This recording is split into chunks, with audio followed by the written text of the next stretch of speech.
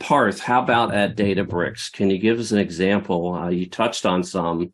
As these various agencies are modernizing, no question, here comes the use of technology like Databricks. Give us an example of a highlight you'd like to point out. Yeah, sure. There's a lot of examples to pick from. Whether, like I said, citizenship and immigration services, or it's fraud prevention at Medicare and Medicare services, or it's veteran suicide prevention at Veterans Affairs, or the DoD Advana program where they're collecting all of the data across all three services and driving insights from it, or it's Office of Personnel Management where they're trying to collect data from, coming in from various agencies around HR, curating it and sharing it back out for folks to drive insights from it. But one specific example that we are really proud of and would love to talk about here is Centers for Disease Control. This is one of those situations that impacted everyone on this panel and everyone listening. We started working with the CDC back in fall of 2020 when the vaccine rollout was just about to start.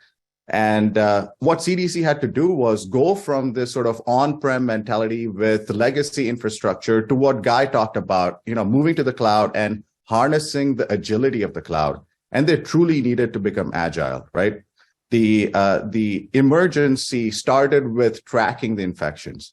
It moved on to, hey, is there enough PPE for the first responders? To, are there hospital beds that we can use and how are we going to use them the best way? To, how do we distribute these vaccines so that we can start to get towards the end of this emergency?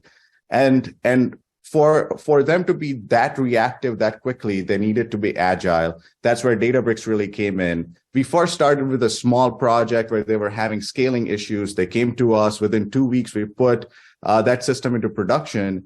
And then come about March 2021, the way that they were modernizing in the cloud, sort of doing more of a lift and shift from on-prem, was just not working out for them. It was brittle, it was failing, and these teams had been working 24/7 for the last 2 years. So they modernized with the Lakehouse, with Databricks, and the one statement that I remember from the architect who was leading this effort was, he said, this will be the first time that my team can take vacation in 2 years. So wow. They were able to drive reports and business intelligence, collect data from regional, from state, at a national level, and generate a dashboard on a daily basis to make decisions on where the vaccines were going to go. And they were distributing this to the regional government, to the state government, and to the President of the United States.